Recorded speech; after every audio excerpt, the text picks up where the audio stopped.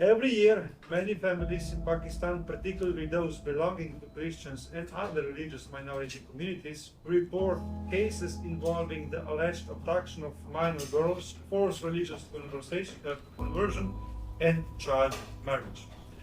This case raises serious concerns about the protection of vulnerable children and the ability of affected families to access justice.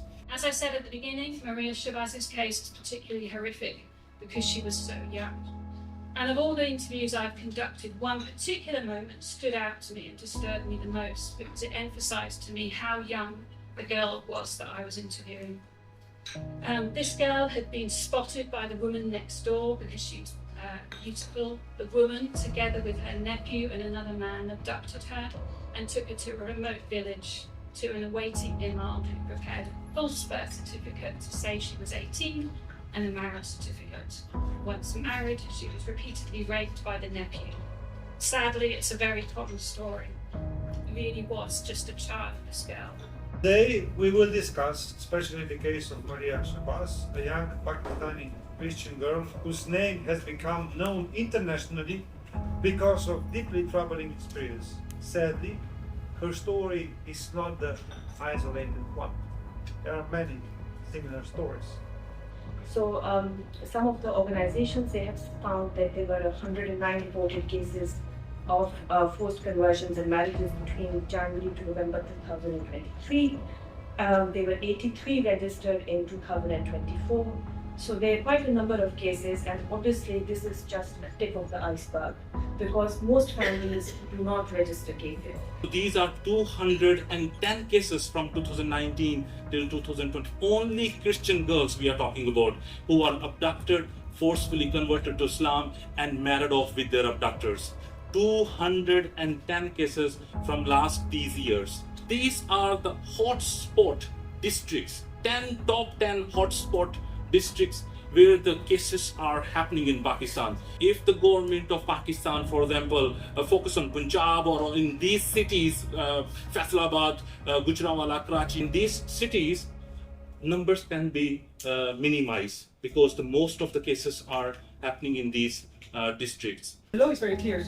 Maria was married when she was minor, and law at the time was 16 years old. Now it's 18 years old. We welcome that very much, but she was still minor under that age. The court stroke was very simple: to establish the age and then apply the law. What action will you take? And imagine this is the daughter of judges or lawyer, of course, but they do not. In Pakistan, there is not equal rules and law. There is not equal judicial system.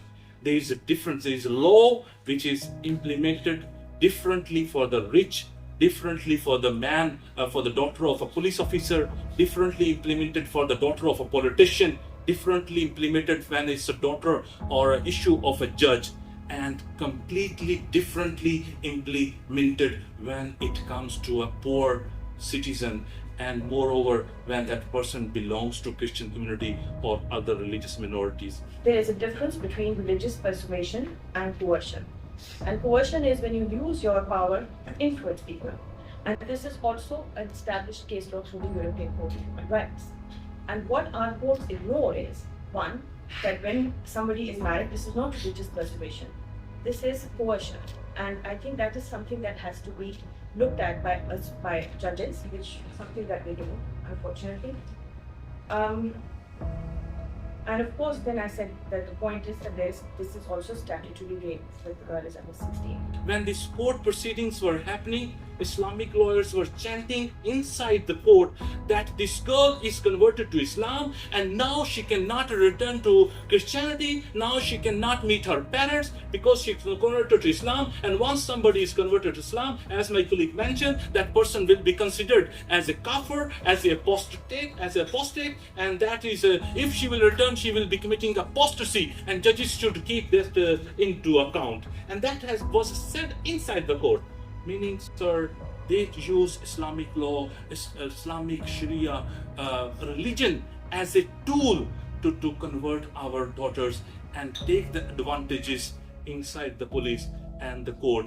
कहाँ रखा है, कहाँ उसने रखा है, कहाँ नहीं, क्या कर रहा है उसके साथ क्या नहीं, क्योंकि 12.5 साल बच्ची है तो उसके साथ सरासर रेप हो रहा है, सरासर रेप हो रहा है। वो लड़का मुसलमान लेके गया है।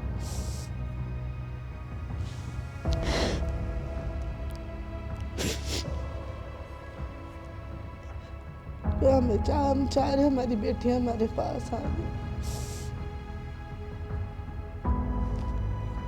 12.5 साल की मेरी बेटी की उम्र थी, अब 13 साल की होने वाली है। ਮੁਸਲਮਾਨ ਨਾਲ ਲੈ ਗਏ ਨੇ ਅਗਵਾ ਕਰਕੇ ਤੇ 13 ਸਾਲਾਂ ਦੀ ਮੇਰੀ ਕੁੜੀ ਹੈ ਸਾਰੀ ਤੇ ਮੁਸਲਮਾਨ ਲੈ ਗਏ ਉਹਨੂੰ ਆਪਣਾ ਮੁਸਲਮਾਨ ਕਰ ਲਿਆ ਉਹਨਾਂ ਨੇ, ਇਸਲਾਮ ਕਬੂਲ ਕਰਾ ਲਿਆ ਉਹਨੂੰ। ਤੁਹਾਡੇ ਅੱਗੇ ਭਾਈ ਜੋਨ ਅੱਗੇ ਰਿਕੁਐਸਟ ਹੈ ਕਿ ਸਾਡੀ ਵਾਪਸ ਲਿਆਉਣ 'ਚ ਮਦਦ ਕਰਨ।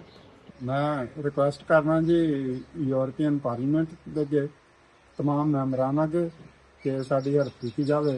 ਅਸੀਂ ਗਰੀਬ ਆਦਮੀ ਹਾਂ, ਸਾਡੀ ਮਜਬੂਰੀ ਹੈ ਕਿ ਸਾਡੀਆਂ ਬੱਚੀਆਂ ਨੇ ਇਹਨਾਂ ਲੋਕਾਂ 'ਚ ਕੰਮ ਕਰਨਾ ਹੈ, ਲੇਕਿਨ ਇਹ ਲੋਕ ਨਜਾਇਜ਼ ਫਾਇਦਾ ਉਠਾ ਕੇ ਸਾਡੀਆਂ ਬੱਚੀਆਂ ਜ਼ੇਨ ਤਬਦੀਲ ਕਰ ਦੇਣ ਤੇ ਉਹਨਾਂ ਨੂੰ ਫਿਰ ਮੁਸਲਮਾਨ ਕਰ ਲੈਂਦੇ ਨੇ। ਸਾਡੀ ਮਜਬੂਰੀ, ਅਸੀਂ ਕਿਤੇ ਵੀ ਜਾ ਨਹੀਂ ਸਕਦੇ, ਅਦਾਲਤਾਂ 'ਚ ਜਾਂਦੇ ਹਾਂ, ਕਾਨੂੰਨ ਬਣਦੇ ਨੇ, ਲੇਕਿਨ ਕਾਨੂੰਨ ਦੇ ਉੱਤੇ ਕੋਈ ਅਮਲ ਦਰਾਮਦ ਨਹੀਂ ਹੁੰਦਾ। ਮਿਹਨਤ ਕਰਕੇ ਮੈਂ ਦਰਖਾਸਤ ਕਰਨਾ ਸਾਰੇ ਪਾਰਲੀਮੈਂਟ ਦੇ ਲੋਕਾਂ ਵਾਸਤੇ, ਲੋਕਾਂ ਦੇ ਅੱਗੇ ਸਾਰਿਆਂ ਦੇ ਅੱਗੇ ਮੇਰੇ ਹੱਥ ਜੋੜੇ ਨੇ ਤੇ ਸਾਡੀ ਮਦਦ ਕੀਤੀ ਜਾਵੇ। ਮੇਰੀ ਬੱਚੀ ਅਗਵਾ ਹੋਈ ਹੈ, ਇਹ ਉਹਦੀ ਤਸਵੀਰ ਹੈ। ਸਾਇਸ਼ ਮਰੀਮ ਦਾ ਨਾਂ ਆ। ਇਹਨਾਂ ਨੇ ਅਗਵਾ ਕਰਕੇ ਤੇ ਉਹਨੂੰ ਜ਼ਬਰਦਸਤੀ ਇਸਲਾਮ ਕਬੂਲ ਕਰਵਾ ਲਿਆ। ਹਾਂ, ਮੈਂ ਪਾਰਲੀਮੈਂਟ ਯੂਰਪੀਅਨ ਦੇ ਅੱਗੇ ਦਰਖਾਸਤ ਕਰਨਾ ਕਿ ਮੇਰੀ ਬੱਚੀ ਵਾਪਸ ਦਿੱਤੀ ਜਾਵੇ। ਮੇਰੇ ਨਾਲ ਬੜੇ ਜ਼ੁਲਮ ਕਰਨ ਰਹੇ ਹੈ।